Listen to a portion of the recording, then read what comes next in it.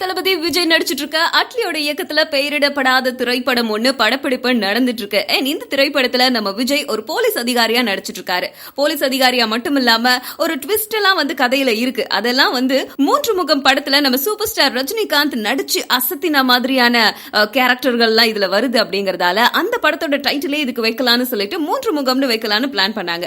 ஆனா அந்த தலைப்பு கிடைக்காம போனதுனால இப்போ இந்த திரைப்படத்துக்கு காக்கி அப்படிங்கிற பெயர் வச்சிருக்காங்க. காக்கி அப்படிங்கிற திரைப்படத்துடைய பெயர் கூட ஏற்கனவே சரத்குமார் நடிச்சு பாதியிலேயே நின்னு போன படத்துக்கு வச்சிருக்காங்க. இதை ஃபைனலைஸ் பண்ணி ஃபர்ஸ்ட் லுக், அதுக்கப்புறம் இதோடைய அதிகாரப்பூர்வமான தகவல் இதெல்லாம் இன்னும் கொஞ்ச நாட்கள்ல வெளியிடுவாங்க. இந்த திரைப்படத்துல நம்ம விஜய் கூட சமந்தா, எமி ஜாக்சன் இவங்க எல்லாரும் நடிக்கிறாங்க.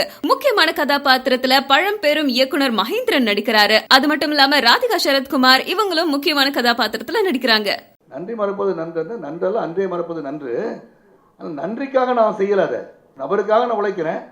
அவர் கையெழுத்து போடும், ஐயோ இந்த சரத்குமார் நமக்காக இந்த படத்தெல்லாம் ரிலீஸ் பண்ணுறது எவ்வளோ கஷ்டப்பட்டாரு அப்படின்னு சிந்திக்காத போது அவர் கையெழுத்திடும் போது